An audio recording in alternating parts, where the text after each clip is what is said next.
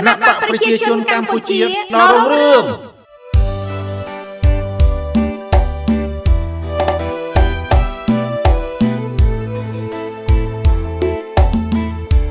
ខេត្តពោធិ៍សាត់ស្ថិតនៅប៉ែកពីយប់នៃប្រទេសកម្ពុជានិងមានចម្ងាយ186គីឡូម៉ែត្រពីរាជធានីភ្នំពេញនិងមានព្រំប្រទល់ខាងកើតជាប់នឹងខេត្តកំពង់ឆ្នាំងខាងលិចជាប់នឹងខេត្តបាត់ដំបងនិងខេត្តត្រាតប្រទេសថៃខាងត្បូងជាប់នឹងខេត្តកំពង់ស្ពឺនិងខេត្តកោះកុងខាងជើងជាប់នឹងបឹងទន្លេសាបខេត្តពោធិ៍សាត់មានលក្ខណៈភូមិសាស្ត្រដ៏ល្អសើរសម្រាប់សក្តានុពលនៃការអភិវឌ្ឍសេដ្ឋកិច្ចដោយខេត្តនេះមានសណ្ឋានដីចែកចេញជាតំបន់ភ្នំតំបន់ខ្ពង់រាបនិងតំបន់ទំនាបមានផ្ទៃដី12692គីឡូម៉ែត្រការ៉េស្មើនឹងទំហំដី1269200ហិកតាក្នុងនោះផ្ទៃដីដំណាំកសិកម្មមានទំហំ118537ហិកតាផ្ទៃដីព្រៃភ្នំមានទំហំ856,456ហិកតានិងផ្ទៃទឹកបឹងទន្លេសាបទំហំ124,635ហិកតាដែលបែងចែកចេញជាក្រុង1ស្រុក6ឃុំ42សង្កាត់7និងភូមិ527មានប្រជាពលរដ្ឋរស់នៅសរុប548,782 នាក់ស្រី267,316 នាក់ស្មើនឹង138,061 គ្រួសារខេត្តពោធិ៍សាត់មានជនជាតិដើមភាគតិចចំនួន3ប្រភេទគឺជនជាតិទំពូនជនជាតិព័រជនជាតិជងសរុបទាំង3ជនជាតិមាន934គ្រួសារមានមនុស្ស3752 នាក់ស្រី1850 នាក់ហើយត្រូវបានទទួលស្គាល់អត្តសញ្ញាណជនជាតិដើមភាគតិចពីក្រសួងអភិវឌ្ឍជនបទចំនួន10សហគមន៍ស្រុកភ្នំក្រវាញឃុំសំរោង4សហគមន៍ស្រុកវាលវែងឃុំអូសោម4សហគមន៍និងឃុំប្រម៉ោយ2សហគមន៍ដងស៊ីតេប្រជាជនស្មើនឹង 43.23 នាក់ក្នុង1គីឡូម៉ែត្រការ៉េហើយអត្រាភាពក្រីក្រស្មើនឹង 12.15% អត្រាកំណើនប្រជាជនស្មើនឹង 2.98% មុខរបរជាមន្ត្រីរាជការ 2.90% កសិករ 72.60% សេវាករ 18.80% ពាណិជ្ជករ 5.30% និងសិប្បករ 0.40% ប្រភពទិន្នន័យមូលដ្ឋានភូមិឃុំសង្កាត់ CDB ខែធ្នូឆ្នាំ2024ចំណែក GDP ស្មើនឹង$1,574 អាមេរិកសម្រាប់មនុស្សម្នាក់ក្នុងមួយឆ្នាំជាខេត្តមួយដែលមានប្រជាជនភាគច្រើនប្រកបរបរកសិកម្មជាមនុស្សឧស្សាហ៍ព្យាយាមនិងមានជំនឿជឿជាក់លើគោលនយោបាយដឹកនាំរបស់រាជរដ្ឋាភិបាលដែលជាកម្មវិធីនយោបាយរបស់គណបកប្រជាជនកម្ពុជាប្រជាជនខេត្តពោធិ៍សាត់ជឿជាក់គាំទ្របោះឆ្នោតជូនគណបកប្រជាជនកម្ពុជាដែលមានសម្ដេចអគ្គមហាសេនាបតីតេជោហ៊ុនសែនជាប្រធានគណបកជាប់ចំណាត់ថ្នាក់ខ្ពស់ទូទាំងប្រទេសជារៀងរាល់អាណត្តិពិសេសអាណត្តិទី7នៃរដ្ឋសភា23មិថុនា2023គឺទទួលបានសម្លេងស៊ីដាច់ភ្លុកទឹកភ្លុកដីគាំទ្រចំពោះសម្ដេចមហាបវរធិបតីហ៊ុនម៉ាណែតជានាយករដ្ឋមន្ត្រីបន្តវេន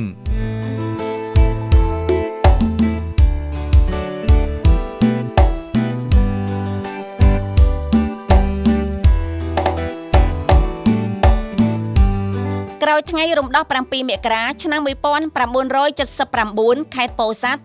ក៏ដូចទៅនឹងបណ្ដាខេត្តផ្សេងទៀតនៅទូទាំងប្រទេសបានចាប់ផ្ដើមរៀបចំរដ្ឋអំណាចឡើងវិញបន្តិចម្ដងដើម្បីស្ដារឡើងវិញប្រទេសដែលត្រូវបំផ្លាញខ្ទេចខ្ទាំពីរបបប្រល័យពូជសាសន៍ខ្មែរក្រហមការរៀបចំរដ្ឋអំណាចស្ថិតនៅក្រោមការដឹកនាំរបស់រណសិរ្សសាមគ្គីសង្គ្រោះជាតិកម្ពុជាដែលបន្ទាប់មកប្រែក្លាយជាសាធារណរដ្ឋប្រជាមានិតកម្ពុជាខេត្តបានរៀបចំចាត់តាំងរដ្ឋអំណាចនិងក្រុមប្រឹក្សាប្រជាជនបដិវត្តន៍ចាប់ពីថ្ងៃទី14ខែមករាឆ្នាំ1979ដែលខេត្តយើងបានកសាងសួនច្បារបន្តពីស្ពានថ្មបណ្ដោយមាត់ស្ទឹងប្រសិទ្ធនាមថា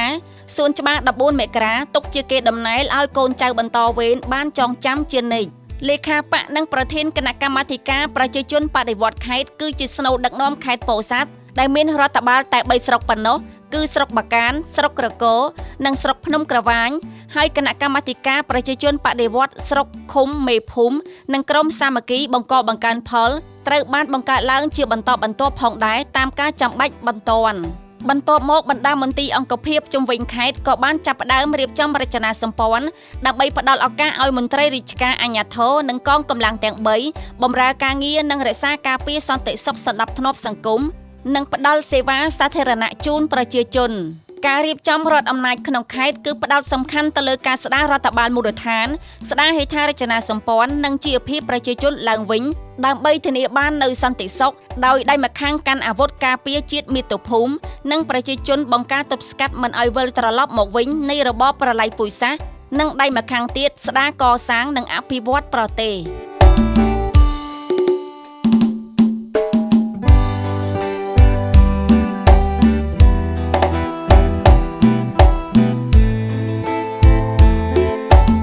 ក្រោយថ្ងៃរំដោះ7មករា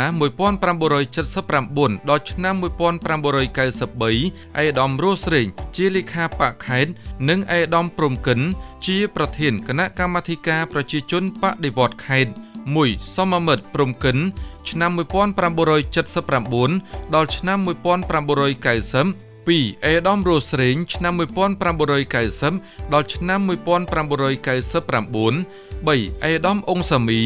ឆ្នាំ1999ដល់ឆ្នាំ2004 4. អេដាមឆៃសារ៉េតឆ្នាំ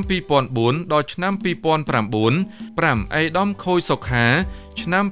2009ដល់ឆ្នាំ2014 6. អេដាមម៉ៅធនិនឆ្នាំ2014ដល់ឆ្នាំ2021 7. អេដាមជីវតៃឆ្នាំ2021ដល់ឆ្នាំ2022 8. អេដាមខុយរីដាឆ្នាំ2022ដល់ពេលបច្ចុប្បន្ននេះ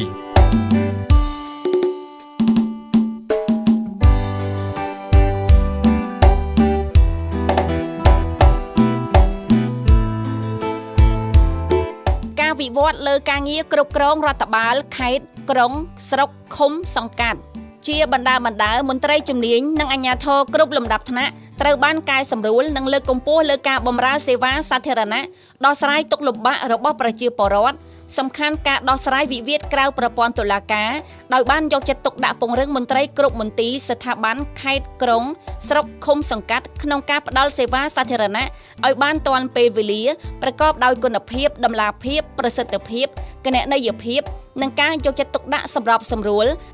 និងដោះស្រាយបញ្ហានិងសំណុំពរនានារបស់ប្រជាជននៅគ្រប់មូលដ្ឋានតាមរយៈដំណើរការសកម្មភាពច្រកចេញចូលតែមួយនិងការិយាល័យប្រជាពលរដ្ឋក្រោមការត្រួតពិនិត្យជាប្រចាំពីថ្នាក់ដឹកនាំខេត្តក្រុងស្រុកនិងតាមរយៈការដាក់ប្រអប់សម្បត្តិតាមឃុំសង្កាត់ផងដែរ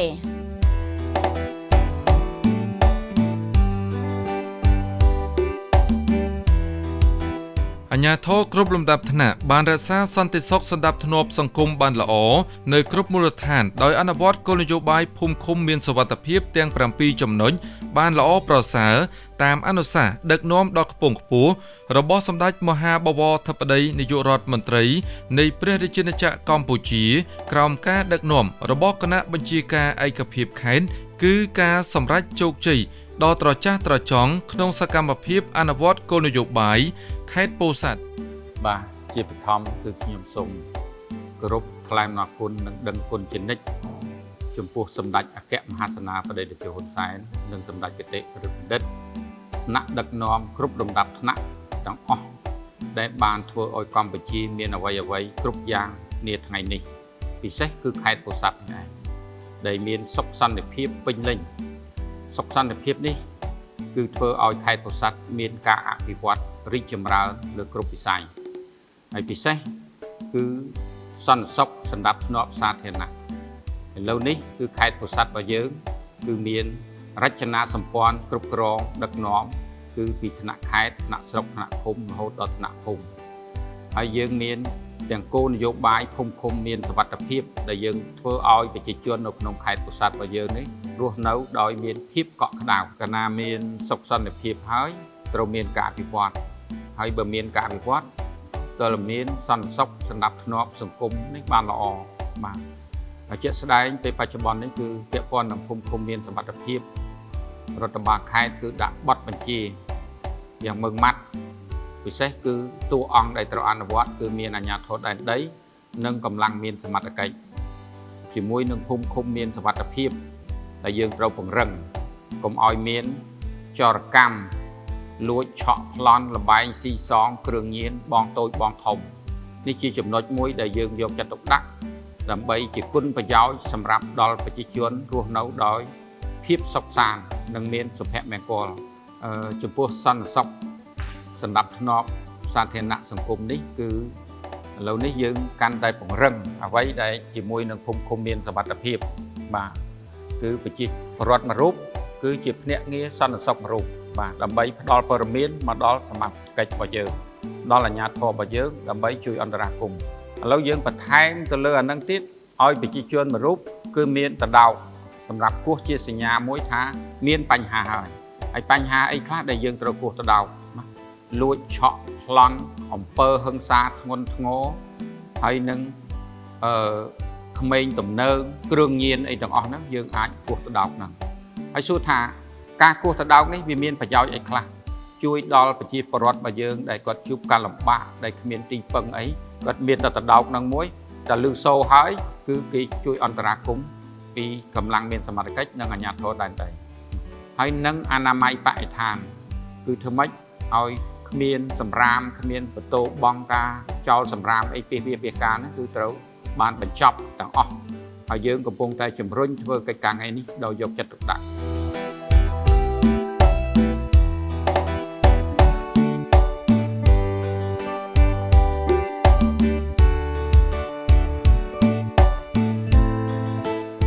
ក្រោមការដឹកនាំដ៏ប៉ិនប្រសប់ឆ្លៀវវៃនិងស្វាហាប់ប្រកបដោយចក្ខុវិស័យរបស់សម្ដេចអគ្គមហាសេនាបតីតេជោហ៊ុនសែនប្រធានគណៈបកនិងជាអតីតនាយករដ្ឋមន្ត្រីសម្ដេចមហាបវរធិបតីហ៊ុនម៉ាណែតនាយករដ្ឋមន្ត្រីនៃព្រះរាជាណាចក្រកម្ពុជានិងដោយមានការឧបត្ថម្ភគាំទ្រយ៉ាងពេញទំហឹងពីឯកឧត្តមសុយសែមអតីតប្រធានក្រុមការងារចុះមូលដ្ឋានខេត្តបច្ចុប្បន្នជាតំណាងរាស្ត្រមណ្ឌលពោធិ៍សាត់ឯកឧត្តមការរតនៈប្រធានក្រុមការងារចុះមូលដ្ឋានខេត្តគូផ្សំនឹងការចូលរួមរបស់ក្រុមការងារនិងរដ្ឋបាលខេត្តស្រុកក្រុងនិងគណៈបកគ្រប់ថ្នាក់បានយកចិត្តទុកដាក់ច្នៃប្រឌិតខ្ពស់ក្នុងការកសាងនិងអភិវឌ្ឍខេត្តធ្វើឲ្យខេត្តពោធិ៍សាត់មានការរីកចម្រើននិងប្រែមុខមាត់យ៉ាងឆាប់រហ័សតាមដំណាក់កាលបន្តបន្ទាប់លើគ្រប់វិស័យនិងទទួលបានលទ្ធផលធំៗនៃការអភិវឌ្ឍគួរឲ្យកត់សម្គាល់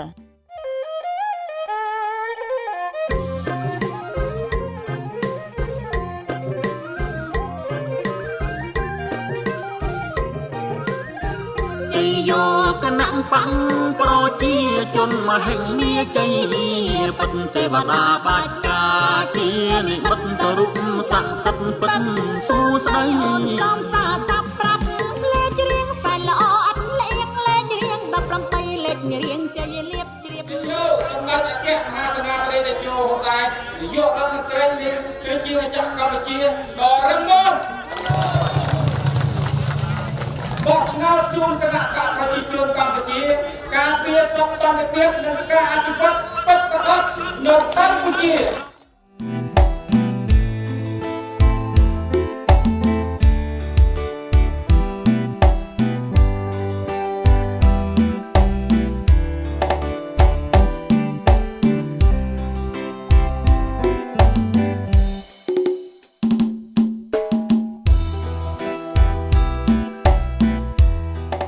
វិស័យកសិកម្មមានផ្ទៃដីដាំដុះស្រូវធ្វើបានសរុបចំនួន 199,258 ហិកតា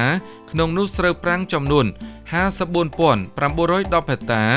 ដោយមានប្រភពទឹកស្រោចស្រពគ្រប់គ្រាន់កសិករយើងធ្វើស្រែបាន 2 ទៅ 3 ដងក្នុងមួយឆ្នាំទទួលបានទិន្នផលប្រចាំឆ្នាំជាមធ្យម 4 តោនក្នុង1ហិកតាបរិមាណសរុប 801,063 តោនក្នុងនោះស្រូវប្រាំងបានចំនួន 211,061 តោន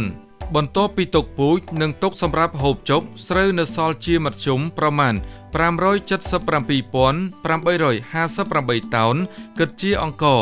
369,829 តោនដែលប្រជាកសិករយើងបានលក់ចេញក្រោយពីថ្ងៃរំដោះឆ្នាំ 1979 កន្លងមក ប្រព័ន្ធធារាសាស្ត្រនៅខេត្តពោធិ៍សាត់ភាគច្រើនមិនអាចបម្រើឲ្យការស្រោចស្រពបានតាមតម្រូវការដោយសារមានសភាពចាស់ទ្រុឌទ្រោមប្រឈមនឹងការខ្វះខាតទឹកសម្រាប់ស្រោចស្រពនិងប្រើប្រាស់ស្ទើររៀងរាល់ឆ្នាំប្រជាកសិករពឹងផ្អែកទាំងស្រុងទៅលើទឹកភ្លៀងនៅក្នុងការបង្កើនផលបើយើងនិយាយពីប្រព័ន្ធធារាសាស្ត្ររចនាសម្ព័ន្ធប្រព័ន្ធធារាសាស្ត្រពីដើមឡើយគឺប្រជាជនរបស់យើងគឺធ្វើស្រែតាមទម្លាប់របស់ដូនតាយើងគឺអត់មានអីកែច្នៃក្រៅពីធ្វើស្រែពឹងនឹងមេឃឥឡូវនេះមេឃក៏យើងពឹងយើងមិនចោលទេតែទំនប់ប្រព័ន្ធធារាសាស្ត្ររបស់យើងខ្វាត់ខ្វែងហើយទឹកស្ទឹងពោធិ៍សាត់របស់យើងពីមុនមកមិនដែលមានអ្នកណាស្ទះទឹកទុកទេគឺហូរចោលទាំងអស់ទៅដល់ទៅបឹងទន្លេសាបតែពេលបច្ចុប្បន្ននេះប្រមុខរាជរដ្ឋាភិបាលរបស់យើងគឺបានដឹកនាំប្រកបដោយគតិបណ្ឌិតឆ្លៀសវៃបំផុតគឺយើងបានសង់ទំនប់ប្រព័ន្ធធារាសាស្ត្រទំនប់ទី3ទំនប់ទី5ទំនប់តំណាក់ចក្រមទំនប់ទាំង3នេះយើងស្តុបទឹកបានរហូតដល់60លានម៉ែត្រគីបសម្រាប់ជួយនៅវិស័យកសិកម្មអន្តរាគមន៍ពេលខ្វះទឹកខ្វះអីយើងមានអាងស្តុបទឹកនៅខាងលើដែលយើងគិតថាពីដើមមកយើងអត់ដែលមានទេអញ្ចឹងអាងស្តុបទឹកទាំងអស់នេះជាគុណប្រយោជន៍សម្រាប់ប្រជាជនខេត្តពោធិ៍សាត់ក្នុងប្រវត្តិសាស្ត្រមិនដែលមានទេហើយយើងបានយកមកជួយអន្តរាគមន៍វិស័យកសិកម្មរបស់យើងនេះគឺបានរហូតដល់ពី20000ទៅដល់50000ហិកតាបាទហើយជាផលប្រយោជន៍ទាំងអស់នៃប្រព័ន្ធធារាសាស្ត្រនេះបើយើងប្រៀបធៀបដែលយើងធ្វើតាមទម្លាប់ដែលយើងមិនទាន់មាន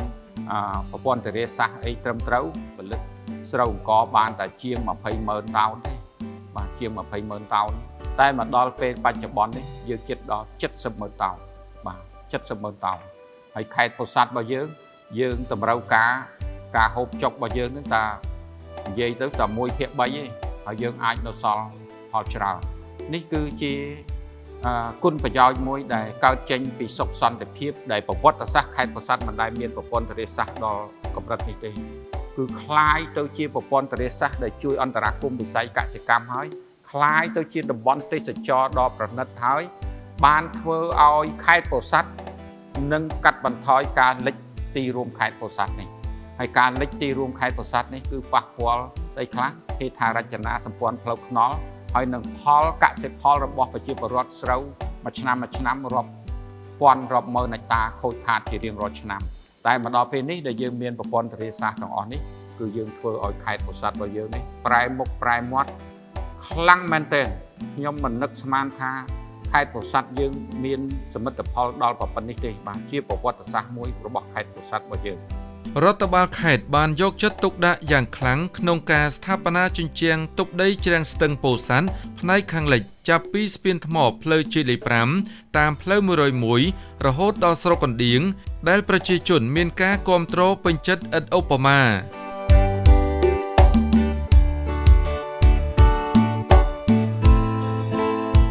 សម្ដេចអគ្គមហាសេនាបតីតេជោហ៊ុនសែនបានផ្ដល់ជាកាដូជូនដល់ប្រជាពលរដ្ឋខេត្តពោធិ៍សាត់រួមមានផ្លូវជាតិលេខ10ផ្លូវតភ្ជាប់ខេត្តបាត់ដំបងខេត្តពោធិ៍សាត់និងខេត្តកោះកុងដោយមានស្ពានខ្ពស់ជាងគេនៅកម្ពុជាដែលប្រសិទ្ធនាមថាស្ពានតេជោសន្តិភាពឬសីជ្រុំបាទរយៈពេល46ឆ្នាំនេះបើយើងប្រៀបធៀបពីឆ្នាំ1979ខេត្តពោធិ៍សាត់រំដោះចេញថ្ងៃ14 មករាយើងចេញពីគំនរផេះផង់សឹងតែគ្មានអីទាំងអស់គឺពិបាកវេទនាជាទីបំផុតបាទហើយមកដល់ពេលនេះយើងគិតទៅ46ឆ្នាំបើយើងគិតមែនទែនទៅខុសគ្នាមេឃហើយដី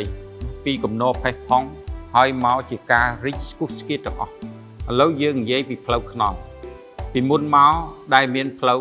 កស៊ូផ្លូវគ្រោះក្រហមទេគឺអត់ទេពីដើមដែលនៅសល់ហេដ្ឋារចនាសម្ព័ន្ធសល់ពី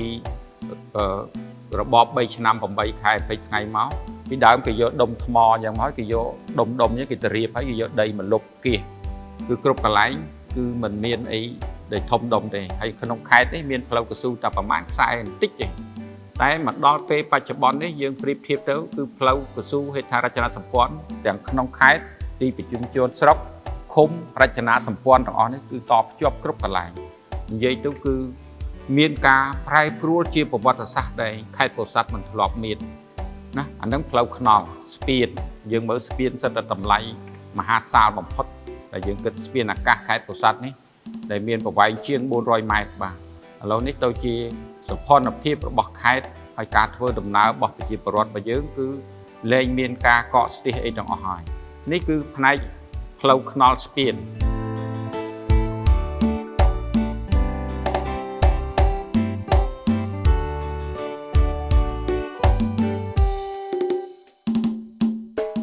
ផ្លូវជាតិនិងផ្លូវខេត្តដែលបានប្រើប្រាស់ក្នុងការធ្វើដំណើរនិងការដឹកជញ្ជូនរួមមានផ្លូវខេត្ត56ខ្សែ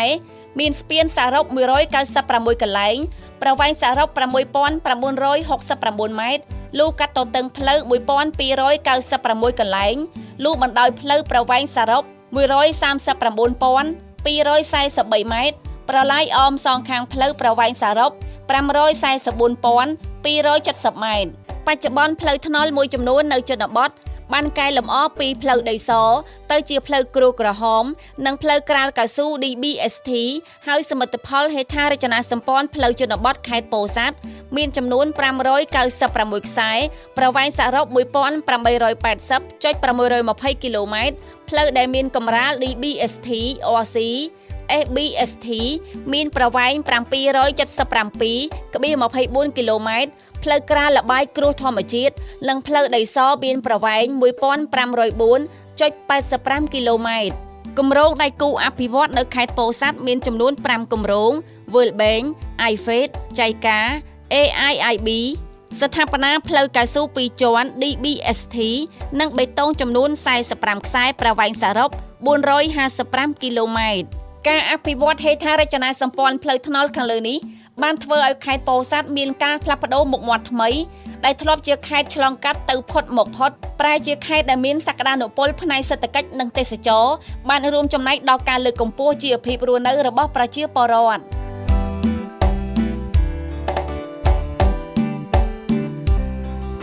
ចំពោះមន្ទីររៀបចំដែនដីនគររូបនីយកម្មនិងសំណង់ជាលទ្ធផលវាស់វែងដីមានលក្ខណៈជាប្រព័ន្ធទូទាំងខេត្តបានចំនួន522,952 ប្លង់ដោយឈានទៅបញ្ចប់ផែនការវាស់វែងនាខែកក្កដាឆ្នាំ2025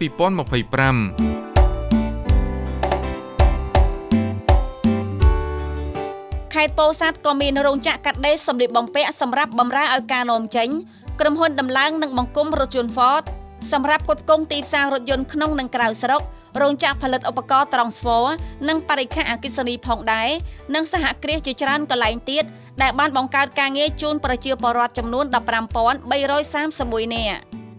ផ្នែកឧស្សាហកម្មនៅខេត្តពោធិ៍សាត់របស់យើងរោងចក្រសហគ្រាសរបស់យើងគឺលេខមូលគឺយើងមានដល់400រោងចក្រសហគ្រាសហើយបាទទាំងខ្នាតតូចទាំងខ្នាតធំហើយខ្នាតធំយើងឃើញហើយនៅក្នុងតំបន់អភិវឌ្ឍសេដ្ឋកិច្ចពិសេសរបស់យើងនៅស្រុកកកនេះមានទាំងរោងចក្រផលិតរថយន្តបាទទាំងតូចទាំងធំរោងចក្រ Ford ហើយនឹងក្រុមហ៊ុនអេឡិចត្រូនិកមានគ្រប់មានតាមរោងចក្រកាត់ដេរហើយរោងចក្រដំឡើងត្រង់ស្វ័រហើយនឹងផលិតបណ្ដាញខ្សែភ្លើងយើងមានទាំងអស់នៅក្នុងខេត្តពោធិ៍សាត់របស់យើងនេះហើយនឹងសហគ្រាសជាច្រើននៅក្នុងខេត្តពោធិ៍សាត់នេះដែលជួយស្រូបកម្លាំងពលកម្មដល់ប្រជាពលរដ្ឋរបស់យើងក្រៅពីផ្នែកកសិកម្មការប្រកបកើនផលទាំងអស់ហ្នឹងពួកគាត់មានលទ្ធភាពក្នុងគ្រួសារគាត់អាចចែកគ្នាបានអ្នកដែលធ្វើកសិកម្មកបកើនផលនៅខាងក្រោយហើយអ្នកទៅខាងមុខយើងអាចទៅបម្រើការងារនៅក្នុងរោងចក្រសហគ្រាសទាំងអស់នេះដើម្បីបានថវិកាយកមកជួយផ្គត់ផ្គង់គ្រួសារពួកគាត់បានហើយនៅពេលខាងមុខនេះនឹងត្រូវការបន្តទៀតព្រោះរោងចក្រកំពុងតែតម្លើងនៅពេលតម្លើងហើយនឹងត្រូវការកម្លាំងពលកម្មច្រើនជាងនឹងបន្តទៀតបាទទាញមកបានរោងចក្រមកនេះគឺការខិតខំប្រឹងប្រែងពីប្រមុខរដ្ឋាភិបាលពិសេសគឺអាដាមកែវរតនៈគឺលោកខំទាញបាទទាញវិនិយោគមានណាគេមកទេនៅពោធិ៍សាត់នេះនោះបើខេត្តពោធិ៍សាត់របស់យើងមិនមានថ្នាក់ដឹកនាំល្អប្រមុខរដ្ឋាភិបាលល្អដែលលោកជួយផ្គត់ផ្គង់មកដល់ខេត្តពោធិ៍សាត់របស់យើងខ្ញុំគិតថាគ្មានណាគេមកធ្វើរោងចក្រនៅនេះទេឆ្ងាយណាស់អញ្ចឹងការខិតខំរបស់រដ្ឋាភិបាលគឺចេញមកពីគោលនយោបាយរបស់គណៈបកប្រជាជនកម្ពុជាដែលអ្នកខេត្តពោធិ៍សាត់បោះឆ្នោតជូនប្រមុខរដ្ឋាភិបាលជូនគណៈបកប្រជាជនភ្លុកទឹកភ្លុកដីហ្នឹងហើយបានមានរោងចក្រនោះបាទ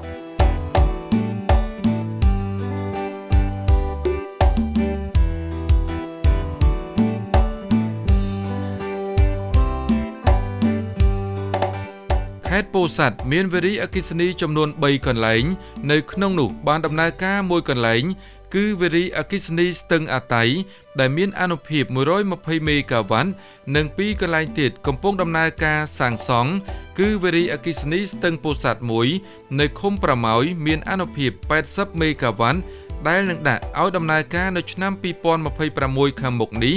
និងវារីអគ្គិសនីស្ទឹងមេទឹកនៅឃុំថ្មដាដែលមានអានុភាព150មេហ្គាវ៉ាត់កំពុងសាងសង់បានប្រមាណ 30% ហើយជាមួយគ្នានេះមានស្ថានីយ៍ដើរដោយថាមពលពន្លឺព្រះអាទិត្យជាថាមពលស្អាតនៅស្រុកក្រគរមានអានុភាព90មេហ្គាវ៉ាត់និងកំពុងសាងសង់បន្ថែមមួយកន្លែងទៀតមានអានុភាព150មេហ្គាវ៉ាត់ព្រមទាំងមានថាមពលស្តុបអាគុយ30មេហ្គាវ៉ាត់កំពុងដំណើរការហើយកំពុងសាងសង់បន្ថែមចំនួន400មេហ្គាវ៉ាត់ទៀតដើម្បីតម្រូវការប្រជាពលរដ្ឋដែលរស់នៅតំបន់ដាច់ស្រយាលសម្ដេចអគ្គមហាសេនាបតីតេជោហ៊ុនសែនអតីតនាយករដ្ឋមន្ត្រីនៃព្រះរាជាណាចក្រកម្ពុជា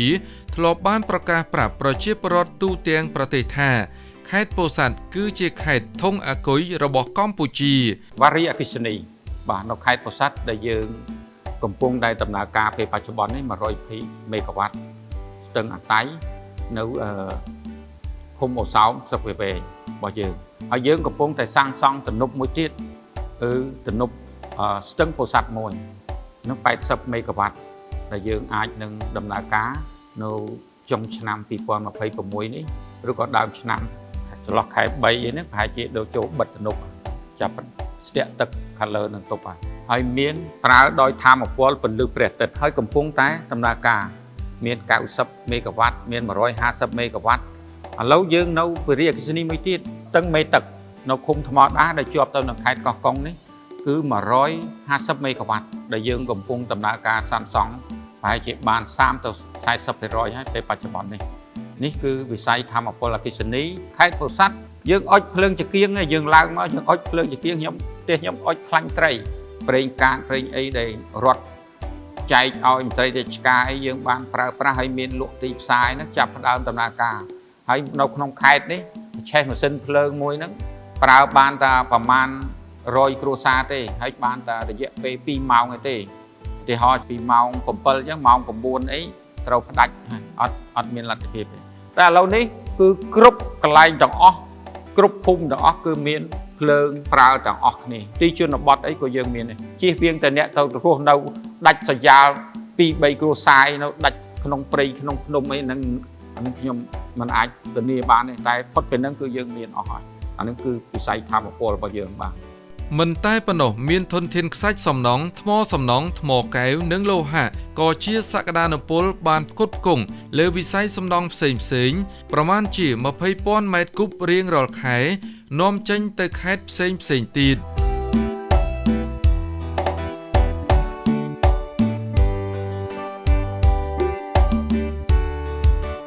រដ្ឋកោទឹកពោធិ៍សាត់មានសមត្ថភាពផលិតនិងផ្គត់ផ្គង់ទឹកស្អាតបាន 13,860 ម៉ែត្រគូបក្នុងមួយថ្ងៃនិងមានការកើនឡើងបន្ថែមនៅប្រព័ន្ធផ្គត់ផ្គង់ទឹកស្អាត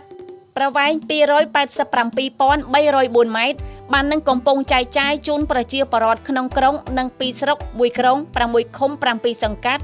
103ភូមិនិងបានតភ្ជាប់បណ្ដាញទឹកជូនប្រជាពលរដ្ឋប្រើប្រាស់ទឹកស្អាតចំនួន 56,101 គ្រួសារ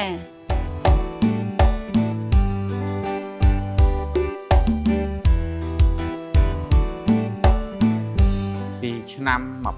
1979គ្រូពេទ្យរបស់យើងគឺគ្រាន់តែមើលថ្នាំឲ្យថ្នាំលេបមានន័យថាធនធានសល់ពីការកាប់សម្លាប់របស់របប3ឆ្នាំ8ខែ20ថ្ងៃហ្នឹងគឺតិចបំផុតនៅខេត្តពោធិ៍សាត់នេះអ្នកខ្លះរៀនបានទីហោក៏រៀន5ឆ្នាំក៏រៀនបាន2ឆ្នាំដល់ពតចូលមកគាត់ក៏នៅមានឈ្មោះគ្រូពេទ្យគាត់មកធ្វើពេទ្យធ្វើអីហ្នឹងគាត់រៀនបណ្ដុះបណ្ដាលទៅវិញអញ្ចឹង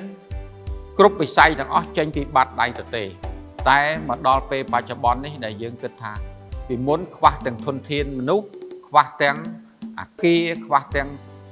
ឧបករណ៍បច្ចេកទេសអីទាំងអស់ខ្វះគ្រប់ចំណុចតែម្ដងតែមកដល់ពេលបច្ចុប្បន្ននេះវិស័យសុខាភិបាលរបស់ខេត្តពោធិ៍សាត់គឺលេចធ្លោតែម្ដងបាទគ្រប់ទាំងថ្នាក់ខេត្តទាំងថ្នាក់ស្រុកទាំងថ្នាក់ឃុំទាំងអស់ និយាយជារួមទៅតាមពីមណ្ឌលសុខភាពប៉ុស្តិ៍សុខភាពរហូតដល់មន្ទីរពេទ្យបង្អែកអីទាំងអស់នេះគឺសិតតែមានឧបករណ៍ទំនើបដែលយើងអាចជួយសង្គ្រោះអាយុជីវិតប្រជាពលរដ្ឋរបស់យើងបានបាទហើយធនធានក៏ច្រើននៅក្នុងខេត្តរបស់យើងឥឡូវមកដល់ពេលនេះសុខាភិបាលខេត្តពោធិ៍សាត់របស់យើងជាប់លេចធ្លោបាទគ្រប់មណ្ឌលសុខភាពទាំងអស់គឺការផ្ដល់សេវាសាធារណៈជូនដល់ប្រជាពលរដ្ឋហ្នឹងគឺបានល្អមែនទែនបាទ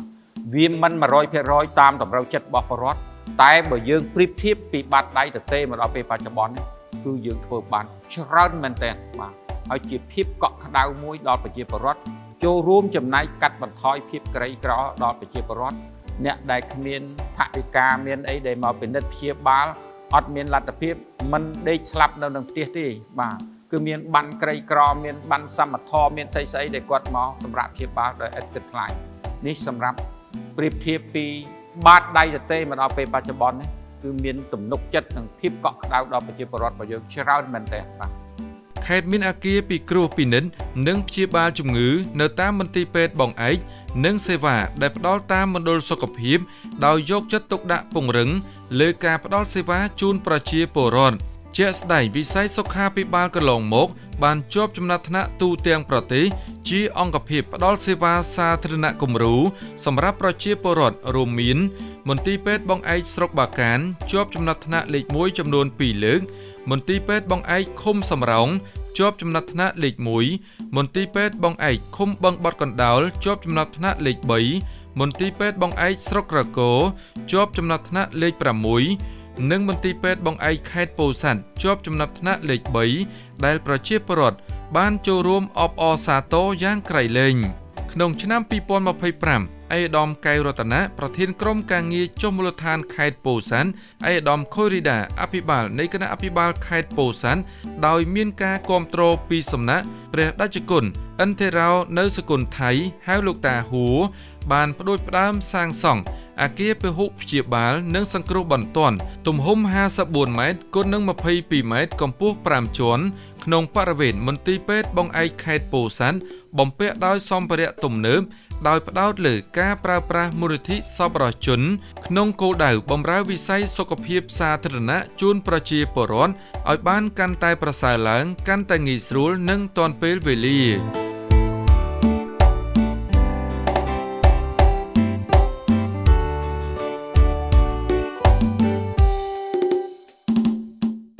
ស្របតាមអនុសាសន៍សម្ដេចមហាបវរធិបតីហ៊ុនម៉ាណែតនាយករដ្ឋមន្ត្រីនៃព្រះរាជាណាចក្រកម្ពុជាបានគូសបញ្ជាក់ថា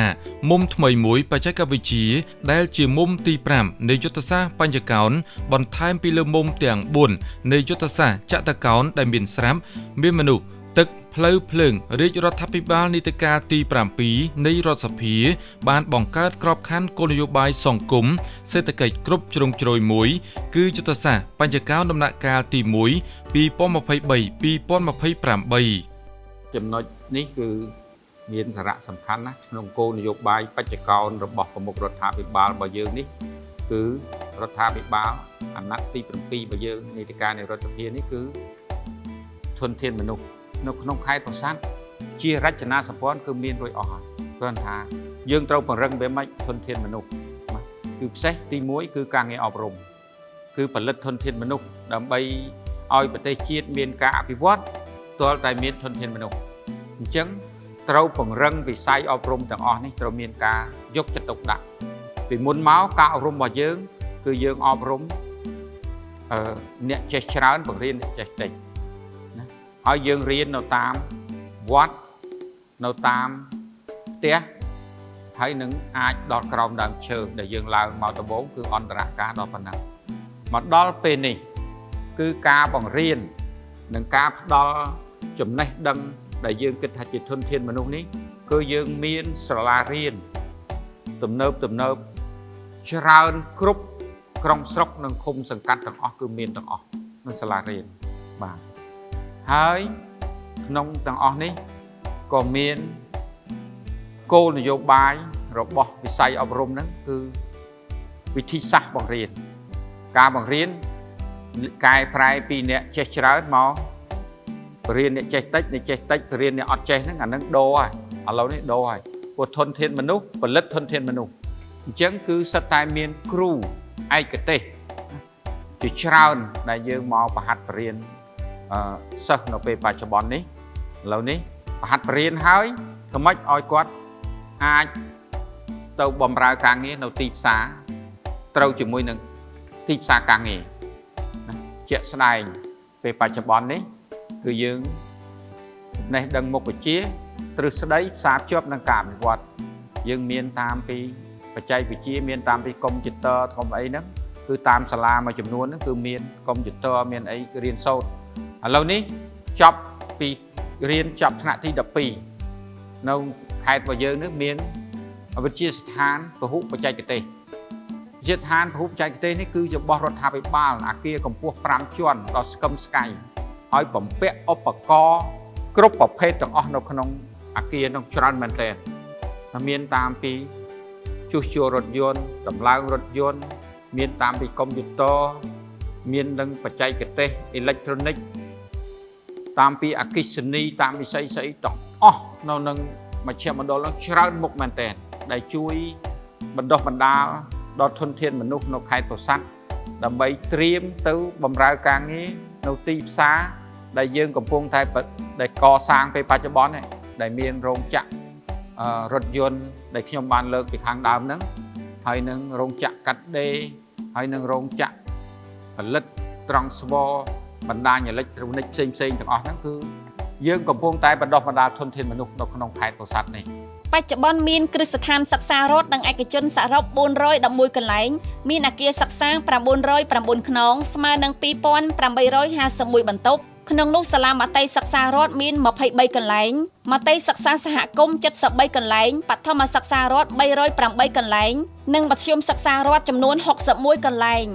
មានគ្រឹះស្ថានសិក្សាឯកជនគ្រប់ភូមិសិក្សាសរុប19កន្លែងក្នុងនោះមត្តេយ្យសិក្សា7កន្លែងបឋមសិក្សា6កន្លែងមធ្យមសិក្សា2កន្លែងនិងឧត្តមសិក្សា4កន្លែងថ្មីនេះស្រុកវាវែងទទួលបានសំណង់អគារសិក្សាមួយខ្នងកម្ពស់3ជាន់ស្មើនឹង18បន្ទប់និងសមិទ្ធផលមួយចំនួនទៀតដែលជាអំណោយដ៏ថ្លៃថ្លារបស់សម្ដេចតេជោហ៊ុនសែននិងសម្ដេចគតិប្រិទ្ធបណ្ឌិតប៊ុនរ៉ានីហ៊ុនសែនដែលបានសម្ពោធដាក់ឲ្យប្រើប្រាស់ជាផ្លូវការកាលពីថ្ងៃទី17ខែឧសភាឆ្នាំ2025កន្លងទៅនេះក្រោមអធិបតីភាពដ៏ខ្ពង់ខ្ពស់សម្ដេចមហាបវរធិបតីហ៊ុនម៉ាណែតនាយករដ្ឋមន្ត្រីនៃព្រះរាជាណាចក្រកម្ពុជា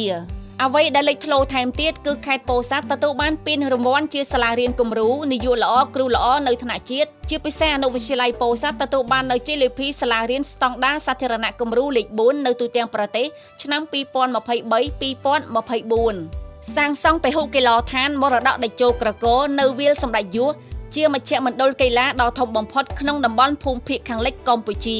ដែលមានទីលានបាល់ទាត់លក្ខណៈអន្តរជាតិទីលានមហោស្រពទីលានបាល់ទះទីលានរត់ប្រណាំងនិងកន្លែងហាត់ប្រាណផងដែរ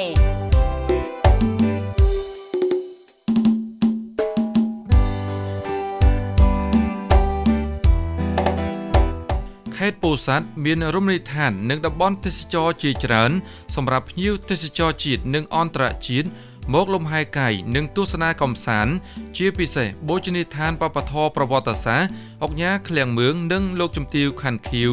និងបរិយាវប្បធម៌កោះសំពៅមាសក្នុងក្រុងពោធិ៍សាត់រមណីយដ្ឋានធម្មជាតិទឹកធ្លាក់ច្រឡៀងក្នុងស្រុកក្រគររមណីយដ្ឋានធម្មជាតិបឹងព្រះពន្លីនៅក្នុងស្រុកតាឡូសែនជ័យរមណីយដ្ឋានធម្មជាតិល្បាក់កំរោញនិងអូដាស្រុកភ្នំក្រវាញតំបន់ភ្នំ1500អន្ទង់អាំងផ្លូវបុប្ផាលាក់ខ្លួននិងតំបន់អូសោមក្នុងស្រុកវាលវែងដែលមានអាកាសធាតុត្រជាក់និងមានទេសភាពបៃតងស្រស់បំព្រងនៅខេត្តពោធិ៍សាត់ដែលយើងលេចធ្លោពេលបច្ចុប្បន្ននេះគឺវិស័យទេសចរធម្មជាតិបាទដែលយើងពេលបច្ចុប្បន្ននេះយើងមាននៅស្រុកវាលវែងស្រុកកកគឺអត្តភាពទី1នៅស្រុកភ្នំក្រវាញបាទគឺទេសចរធម្មជាតិនេះជាការតាក់ទាញនៅខេត្តពោធិ៍សាត់យើងមានតំបន់ភ្នំហើយនឹងទឹកធ្លាក់ហើយជាតំបន់ត្រជាក់ដែលយើងមាននៅក្នុងខេត្តពោធិ៍សាត់នេះគឺច្រកលៀងស្រុកកកនេះគឺជាប់លេខ1បាទហើយខែណាក៏មានទឹកហើយទឹកនៅទីហ្នឹងគឺទៅហើយចង់ទៅទៀតជាកន្លែងកម្សាន្តមួយដ៏ល្អរបស់ខេត្តពោធិ៍សាត់ហើយស្រុកវាវែងតំបន់ទេសចរភ្នំ1500ហើយរមណីយដ្ឋានដាតូចភ្ន ភ្នំតំពហើយនៅភ្នំតំពនេះយើងរកឃើញច្រើនទៀតនិយាយទៅដូចជាក្របពេជ្រមិនទាន់ឆ្នៃយ៉ាងជាកន្លែងទឹកធ្លាក់ដែលគួរឲ្យទៅកំសាន្តជាទីបំផុតដែលថ្មីនេះខ្ញុំបានឡើងទៅដល់កន្លែងទឹកធ្លាក់ដែលមានកម្ពស់ខ្ពស់មែនតើយើងទៅងុចទឹកដែលធ្លាក់នៅក្នុងតំបន់ភ្នំយើងកំពុងរៀបចំធ្វើ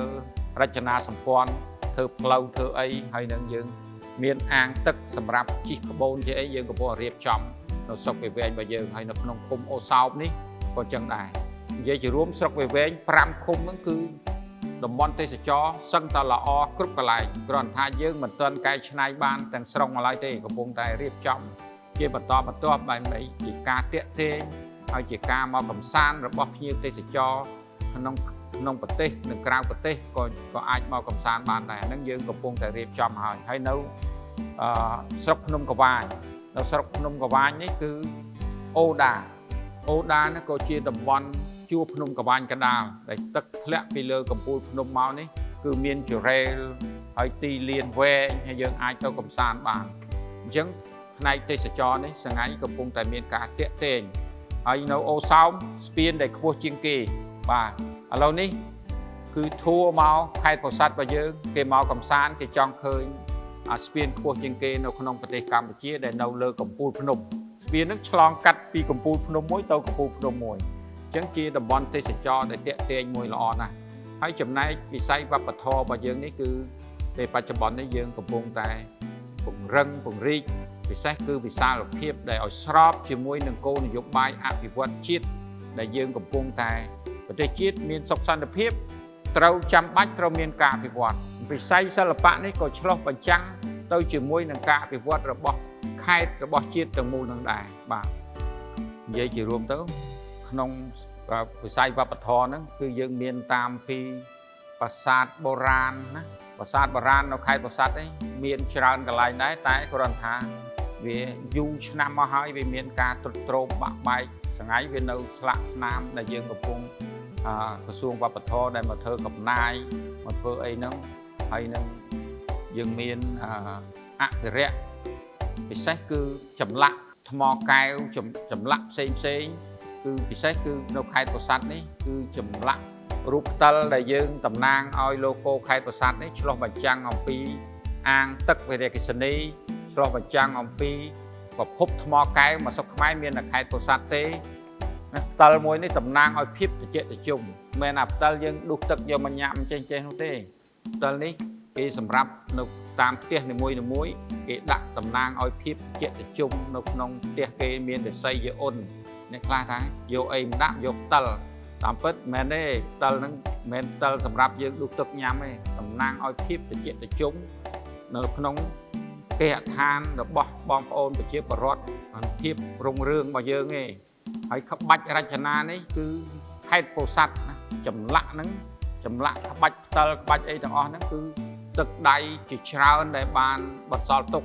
ចាស់ពីមុនមកដែលគាត់នៅសល់គាត់បានប្រហាត់អ្នកចំនួនក្រោយឥឡូវនេះគឺបានបណ្ដុះបណ្ដាលធនធានទាំងអស់ហ្នឹងសម្រាប់ខេត្តពោធិ៍សាត់របស់យើងកោះសំពើមាសដែលកសាងឡើងដោយឯកឧត្តមសុយសែមនិងលោកជំទាវជាខេងត្រូវបានរដ្ឋបាលខេត្តយកចិត្តទុកដាក់ថែរក្សាអនាម័យស្អាតជាប្រចាំសម្រាប់ភ្ញៀវទេសចរចូលលេងកម្សាន្តនិងប្រជាពលរដ្ឋក្នុងខេត្តហាត់ប្រាណបានតុបតែងភ្លើងពណ៌ដោយបំពាក់បង្គោលភ្លើងនៅក្នុងក្រុងនិងផ្លូវវាងក្រុងរៀងរាល់ពេលរាល់រាត្រី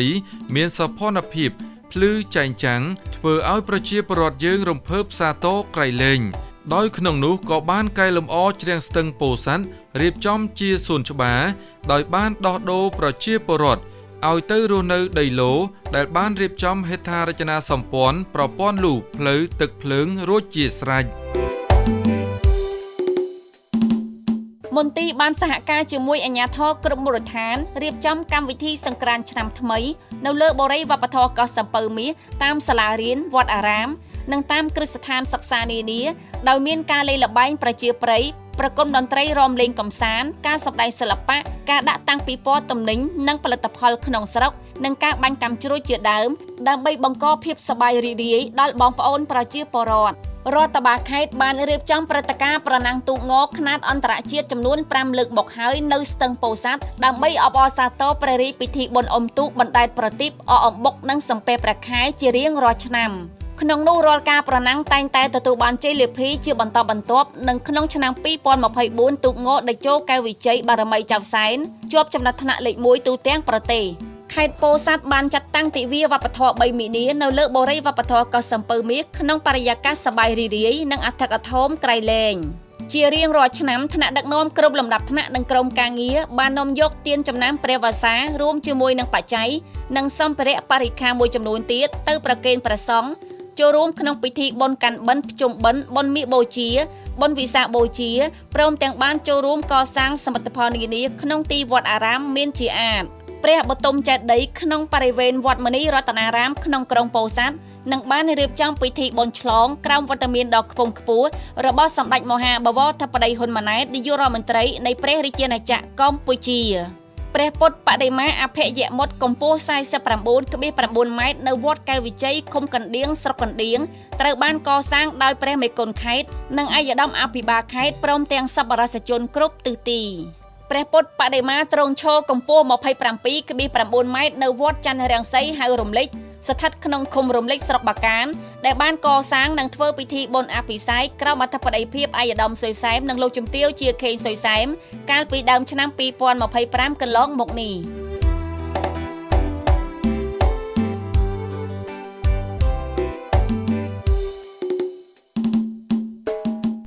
ចំពោះវិស័យព័ត៌មានមន្ទីរព័ត៌មានក្នុងនាមជាសេនាធិការ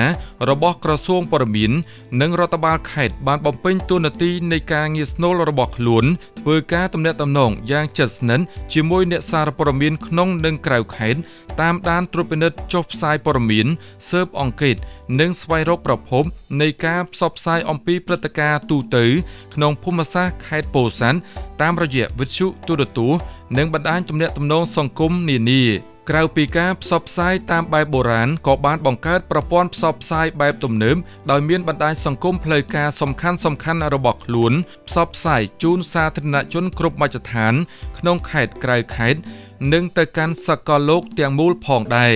បានផ្សារភ្ជាប់ជាមួយបណ្ដាស្ថានីយ៍វិទ្យុឯកជនក្នុងខេត្តក៏បានរួមចំណែកយ៉ាងសកម្មផងដែរលើភាពសហការជាប្រចាំក្នុងការផ្សព្វផ្សាយនៅព្រឹត្តិការណ៍សំខាន់ៗរបស់ខេត្តរួមទាំងការផលិតវីដេអូស្ដីពីសក្តានុពលសមិទ្ធផលតូចធំជាច្រើនរបស់ខេត្តពោធិ៍សាត់ដែលបានកំពុងនឹងអភិវឌ្ឍលើគ្រប់វិស័យជាពិសេសវិស័យទេសចរណ៍ការស្ថាបនាហេដ្ឋារចនាសម្ព័ន្ធនានាការលើកស្ទួយសុខុមាលភាពសង្គមនិងជំរុញការងារភូមិមួយផលិតផលមួយឲ្យកាន់តែមានការចូលរួមច្រើនគ្រប់ភូមិឃុំក្នុងការលើកកម្ពស់ការអភិវឌ្ឍសង្គមក្នុងមូលដ្ឋាននិងសហគមន៍ទន្ទឹមនឹងនេះការរីកចម្រើនផ្នែកបច្ចេកវិទ្យាបាននាំមកនូវការប្រែប្រួលយ៉ាងឆាប់រហ័សក្នុងប្រព័ន្ធផ្សព្វផ្សាយពោលគឺប្រព័ន្ធផ្សព្វផ្សាយជំនាន់ថ្មីកំពុងជះឥទ្ធិពលខ្លាំងដល់វិស័យព័ត៌មាននិងជាពិសេសការផ្សព្វផ្សាយព័ត៌មានคล้ายៗតាមបណ្ដាញសង្គមនានាដែលត្រូវរួមគ្នាទប់ស្កាត់រាល់ព័ត៌មានមិនពិតគ្រប់ទម្រង់និងត្រូវផ្សាយព័ត៌មានពិតឲ្យបានលឿនទាន់ពេលវេលាដើម្បីជំរុញការអភិវឌ្ឍប្រព័ន្ធផ្សព្វផ្សាយស្របតាមការវិវត្តនៃបច្ចេកវិទ្យាក្នុងការលើកកម្ពស់នៃការអនុវត្តអភិក្រមថ្មីពិតលឿននិងទូលំទូលាយប្រកបដោយជំនឿទុកចិត្តនិងវិជ្ជាជីវៈដើម្បីផ្សារភ្ជាប់គ្រប់មជ្ឈដ្ឋានធានានៅព័ត៌មានលឿនសុក្រិតភាពនិងគ្រប់ជ្រុងជ្រោយមិនលំអៀងនេះហើយគឺជាតម្លៃនៃសារព័ត៌មាននិងស្ថានីយ៍សារព័ត៌មាននីមួយៗចាប់តាំងពីការដឹកនាំដោយប្រមុខរាជរដ្ឋាភិបាលកម្ពុជាដែលមានសម្ដេចអគ្គមហាសេនាបតីតេជោហ៊ុនសែនអតីតនាយករដ្ឋមន្ត្រីនិងបច្ចុប្បន្នជាប្រធានព្រឹទ្ធសភាបានចាត់ទុកវិស័យសារព័ត៌មានគឺជាអំណាចទី4និងជាស្ពានភ្ជាប់ដំណឹងទៅវិញទៅមករវាងរាជរដ្ឋាភិបាលជាមួយប្រជាពលរដ្ឋស្របពេលបច្ចុប្បន្ននេះរដ្ឋាភិបាលថ្មីបន្តវេនដឹកនាំដោយសម្ដេចមហាបវរធិបតីហ៊ុនម៉ាណែតនាយករដ្ឋមន្ត្រីនៃព្រះរាជាណាចក្រកម្ពុជាសម្ដេចបានយកចិត្តទុកដាក់និងផ្ដល់ជំនឿទុកចិត្តដល់ក្រសួងព័ត៌មានដឹកនាំដោយឯកឧត្តមនេតភក្ត្រារដ្ឋមន្ត្រីក្រសួងព័ត៌មានបានដាក់ទៅជាស្ថាប័នទំនាក់ទំនងសាធារណមតិរបស់រាជរដ្ឋាភិបាលប្រកបដោយគុណភាពប្រសិទ្ធភាពនិងបុរេសកម្ម មន្ទីរព័ត៌មានបានបំពេញតួនាទីទ្រទ្រង់ផ្នែកបច្ចេកទេសសម្រាប់ការងារព័ត៌មាននៅថ្នាក់ក្រោមជាតិមានទំនាក់ទំនងយ៉ាងសកម្មក្នុងការរាយការណ៍ផ្តល់ព័ត៌មានទាក់ទងនឹងកិច្ចការរបស់ខ្លួនព្រមទាំងបានផ្សាយបន្តផ្ទាល់នៅព្រឹត្តិការណ៍និងព្រះរាជសកម្មភាពសំខាន់ៗរបស់ព្រះមហាក្សត្រប្រមុខរាជរដ្ឋាភិបាលថ្នាក់ដឹកនាំខេត្តជាពិសេសបានខិតខំចុះផលិតនិងផ្សព្វផ្សាយអំពីសមិទ្ធផលការងារដែលខេត្តសម្រេចបាននាពេលកន្លងទៅដោយអនុវត្តតាមគោលនយោបាយយុទ្ធសាស្ត្របញ្ចកោណដំណាក់កាលទី1របស់រាជរដ្ឋាភិបាលនិងការកំណត់ទិសដៅបន្តសម្រាប់ឆ្នាំបន្ទាប់មន្ទីរព័ត៌មានមានការិយាល័យចំនួន5ចំណុះឲ្យមន្ទីរដែលកំពុងបំពេញការងារយ៉ាងសកម្មតាមភារកិច្ចជំនាញរបស់ខ្លួននីមួយៗដោយការិយាល័យវិទ្យុទូរទស្សន៍បានចុះយកព័ត៌មាននិងផលិតផ្សព្វផ្សាយព័ត៌មានជូនប្រជាពលរដ្ឋគ្រប់មជ្ឈដ្ឋាននៅរាល់ព្រឹត្តិការណ៍និងព័ត៌មានសំខាន់ៗព្រមទាំងបានរាយការណ៍នៅរាល់ព័ត៌មានទាន់ហេតុការណ៍និងព្រឹត្តិការណ៍ដែលកើតមានក្នុងភូមិសាស្ត្រខេត្តមកក្រសួងព័ត៌មានជាប្រចាំទាន់ពេលវេលានិងធ្វើការត្រួតពិនិត្យទាំងវប្បធម៌ប្រពៃណីការអប់រំកីឡាសុខភាពការអភិវឌ្ឍនិងកម្មវិធីកម្សាន្តផ្សេងៗជាច្រើនទៀតបន្ថែមលើការផលិតនិងផ្សព្វផ្សាយការិយាល័យព័ត៌មាននិងសោតទស្សន៍មានតួនាទីយ៉ាងសំខាន់ក្នុងការប្រមូលថវិកាជូនរដ្ឋលើសេវាព័ត៌មាននិងសោតទស្សន៍មានដូចជាការចុះបញ្ជីនិងបន្តសុពលភាពអាជ្ញាប័ណ្ណអ្នកសារព័ត៌មានការគ្រប់គ្រងផ្ទាំងផ្សព្វផ្សាយពាណិជ្ជកម្មអាហ្វីសប៉ាណូគ្រប់ប្រភេទរោងពុម្ពតូចធំហាងលក់សម្ភារៈសោតទស្សន៍និងស្ថានីយ៍វិទ្យុទូរទស្សន៍ខ្សែកាបដែលកំពុងដំណើរការអាជីវកម្មរបស់ខ្លួនក្នុងភូមិសាស្ត្រខេត្តទាំងមូលតាមរយៈការិយាល័យច្រកចេញចូលតែមួយនៃរដ្ឋបាលខេត្តរួមទាំងធ្វើការគ្រប់គ្រងតាមដានការចុះផ្សាយព័ត៌មាននានាទាំងរដ្ឋនិងឯកជនឲ្យអនុវត្តតាមក្រមសីលធម៌វិជ្ជាជីវៈសារព័ត៌មាននិងទប់ស្កាត់ព័ត៌មានคล้ายៗដើម្បីរក្សាសុវត្ថិភាពព័ត៌មាន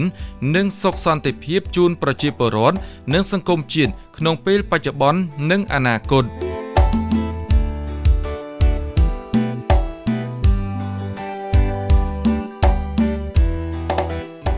ក្រោមការយកចិត្តទុកដាក់ដ៏ខ្ពង់ខ្ពស់របស់សម្ដេចអគ្គមហាសេនាបតីតេជោហ៊ុនសែន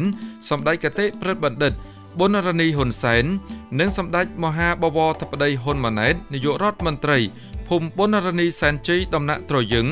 ត្រូវបានបង្កើតជាភូមិអភិវឌ្ឍថ្មីមួយបាទនេះជាការយកចិត្តដាក់ជាគោលនយោបាយរបស់រដ្ឋាភិបាលដែលគិតពីគុណអំណាចរបស់អតីតយុទ្ធជនរបស់យើងដែលបានតស៊ូអស់ពីកម្លាំងកាយចិត្តហើយពលីសាច់ស្រស់ឈាមស្រស់ហើយមកដល់ពេលបច្ចុប្បន្ននេះនៅខេត្តពោធិ៍សាត់របស់យើងនេះគឺមានរហូតដល់អតីតយុទ្ធជនជាង 5,000 នាក់នោះបាទការដែលជួយយកចិត្តទុកដាក់របស់ប្រមុខរដ្ឋាភិបាលរបស់យើងនេះគឺផ្ដោតទៅលើអតីតយុទ្ធជនដែលជួបការលំបាកបំផុតបាទអញ្ចឹងយើងពេលបច្ចុប្បន្ននេះដូចជាក់ស្ដែងនៅភូមិប៊ុនរនីសែនជ័យដំណាក់ត្រយឹងគឺយើងមាន628គ្រួសារដែលកំពុងជួបការលំបាកដែលគណៈអតីតយុទ្ធជនរបស់យើងនៅក្នុងខេត្តពោធិ៍សាត់របស់យើងនេះគឺយើងមានច្រើន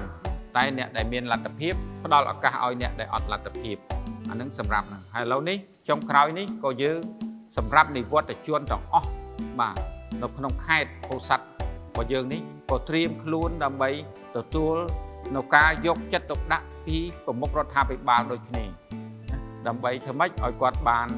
ទទួលផលប្រយោជន៍នៅពេលដែលគាត់ចូលនិវត្តទៅគាត់បាត់ម្ចាស់ការគាត់ជួបការលំបាកអីក៏ហ្នឹងគឺយើងជ្រើសរើសអត្ថភាពមុនគេដើម្បីចូលរួមជាមួយនឹងអតីតយុទ្ធជនដែរភូមិប៊ុនរនីសែនជ័យដំណាក់ត្រយឹងដែលបានទទួលនៅសមិទ្ធផលជាច្រើនរួមមានការផ្ដល់ដីនិងសាងសង់ផ្ទះជូនអតីតយុទ្ធជនចំនួន628គ្រួសារសាងសង់សាលារៀនមណ្ឌលសុខភាពអណ្ដូងទឹកវត្តអារាមទំនប់ស្ទាក់ទឹកបណ្ដាញអគ្គិសនីភ្លើងសូឡាផ្លូវខ្វាត់ខ្វែងផ្ដល់ពូជដំណាំពូជសត្វចិញ្ចឹមមិនតែប៉ុណ្ណោះបានជួយផ្ដល់ស្បៀងអាហារដោះស្រាយជីវភាពមិនឲ្យមានការខ្វះខាតភូមិប៊ុនរនីសែនជ័យដំណាក់ត្រយឹងត្រូវបានរដ្ឋបាលខេត្តកសាងជាភូមិគំរូបៃតងមានការអភិវឌ្ឍជាបន្តបន្ទាប់តជំនាន់ជូនជាការដឹងគុណចំពោះអតីតយុទ្ធជនដែលបានតស៊ូលះបង់កម្លាំងកាយចិត្តហ៊ានពលីជីវិត ដើម្បីជាតិមាតុភូមិកន្លងមក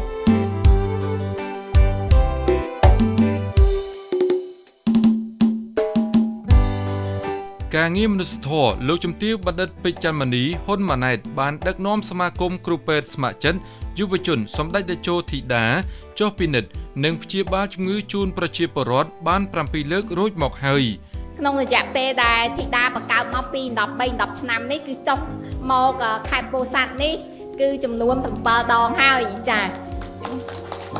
ជាប់ស្នេហ៍លោកតាលោកយាយអ៊ំពូមីងបងប្អូនជាពលរដ្ឋយើងនៅខេត្តពោធិ៍សាត់នេះឯងចាប្រជាពលរដ្ឋទូទាំងខេត្តពេញចិត្តនឹងប្រសាសន៍ដ៏ថ្លៃថ្លារបស់លោកជំទាវដែលបញ្ជាក់ថា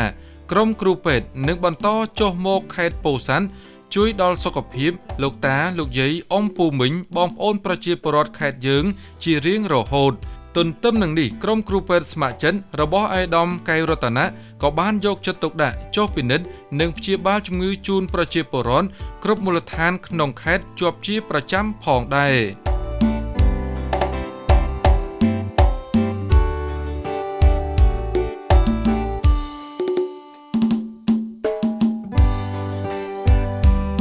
មន្ទីរផែនការមន្ទីរមុខងារសាធារណៈមន្ទីរអធិការកិច្ចមន្ទីរសេដ្ឋកិច្ចនិងហិរញ្ញវត្ថុសាខាកុយនិងរដ្ឋកោសាខាពន្ធដារសាខារតនាគារគឺបានអនុវត្តមុខងារតួនាទីជាសេនាធិការជូនរដ្ឋបាលខេត្តលើការរៀបចំផែនការអភិវឌ្ឍ5ឆ្នាំ3ឆ្នាំរំកិលលើការគ្រប់គ្រងក្របខ័ណ្ឌមន្ត្រីរាជការលើការប្រមូលពន្ធអាករនិងកម្រៃផ្សេងបានគ្រប់និងលើសផែនការលើការគ្រប់គ្រងសេដ្ឋកិច្ចនិងហិរញ្ញវត្ថុសាធារណៈនៅថ្នាក់ក្រោមជាតិតាមភារកិច្ចស្នូលចម្បងរៀងៗខ្លួនរួមចំណែកនឹងការអភិវឌ្ឍកំណើនសេដ្ឋកិច្ចជាតិនិងការអភិវឌ្ឍខេត្តជាចុងក្រោយនេះក្នុងនាមប្រធានគណៈកម្មការគណៈបកប្រជាជនកម្ពុជាខេត្តពោធិ៍សាត់ខ្ញុំពិតជាអរគុណខ្លាំងមែនទែនដល់ប្រជាជនខេត្តពោធិ៍សាត់ដ៏ល្អរបស់យើងដែលបានចូលរួមចំណែកគាំទ្រជាមួយនឹងគោលនយោបាយរដ្ឋាភិបាលដែលបោះឆ្នោតគាំទ្រប្រមុខរដ្ឋាភិបាលតាមពីសម្ដេចអគ្គមហាសេនាបតីតេជោហ៊ុនសែនរហូតមកដល់ពេលបច្ចុប្បន្ននេះគឺសម្ដេចមហាបវរធិបតីហ៊ុនម៉ាណែតនាយករដ្ឋមន្ត្រីនៃប្រជាណាចក្រកម្ពុជារបស់យើងភ្លុកទឹកភ្លុកដីហើយជាប់ចំណាត់ថ្នាក់លេខ1ទាំងអស់នេះធ្វើឲ្យខ្លួនខ្ញុំកាន់តែមានការបដិញ្ញាចិត្តខិតខំបម្រើប្រជាជនដោយយកចិត្តទុកដាក់ពិសេសគឺខ្ញុំបានសន្យាជាមួយប្រជាពលរដ្ឋខេត្តពោធិ៍សាត់ហើយតាមពីបោះឆ្នោតមកពេលដែលបោះឆ្នោតជូនគណៈបកប្រជាជនភ្លុកទឹកភ្លុកដីនេះខ្ញុំនឹងបដិញ្ញាចិត្តណាខ្ញុំជាមួយឯកឧត្តមកែវរតនៈតែងតែវិភាគសាគ្នាគិតគ្នាថាធ្វើឲ្យខេត្តពោធិ៍សាត់នេះប្រែមុខប្រែមាត់ជាប្រវត្តិសាស្ត្រភាសារបស់ខ្ញុំនេះគឺដាក់សម្ពាធមកលើខ្ញុំឲ្យខ្ញុំខិតខំបម្រើប្រជាជននឹងកែប្រែមុខមាត់ខេត្តពោធិ៍សាត់ទាំងអស់ទាំងសណ្ដាប់ធ្នាប់សាធារណៈសន្តិសុខអីគ្រប់បែបយ៉ាងរួមទាំងការអភិវឌ្ឍឲ្យមានការប្រែប្រួលមុខមាត់ហើយយើងទាំងអស់គ្នាបានរស់នៅប្រកបដោយសុខភាព